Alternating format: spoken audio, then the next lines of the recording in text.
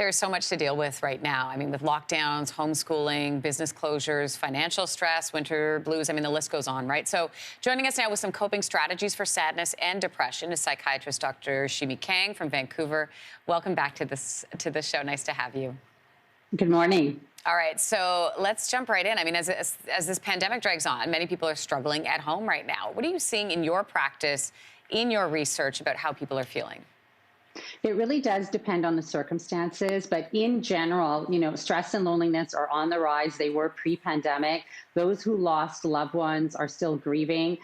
Seniors, we're seeing lots of loneliness. Healthcare workers, parents, teachers burnt out. Students worried about their future. So across the board, mental health is such an important topic. People are experiencing lots of symptoms, and especially marginalized, racialized groups as well. So you're going to walk us through your top 5 tips for managing sadness and depression. Let's start off with sunlight. Yeah, so this is the good news. Sunlight is available to everyone. I'm in Vancouver, so I use a sun lamp and vitamin D, but early morning sunlight lifts the mood. We also know that exercise and social bonding are very helpful for our mood and energy levels, and we want to get enough of that as well. And I want to get to that in a moment because I know sleep is also something we talk about extensively on this show. I know you woke up early to talk to us today. Talk to us about sleep and the importance of it. Sure, absolutely. So adults need somewhere between 7 to 9 hours of sleep at night. Young people, 9 to 12 hours. Now, most Canadians are chronically sleep deprived or chronically not getting enough sunlight or exercise or bonding. So this list is so important for all Canadians. And when you're talking about exercise, can you contextualize that a little bit? Like, how much exercise are you talking about? Yeah, so we know that 20 minutes of getting your heart rate up, cardiovascular exercise, that's when it's tough to talk through the conversation, is as effective as medication for mild symptoms of anxiety and depression. So that's a target if you're feeling sad or down. But ideally, we want at least an hour a day. If we can get that 20 minutes 3 times a week, that's mood enhancing. And then this social bonding, I mean, it's so challenging right now considering the current climate with pandemics and lockdowns and all the things going back and forth. So what do you recommend here? So we have to understand social bonding is different than socializing or social status or social media.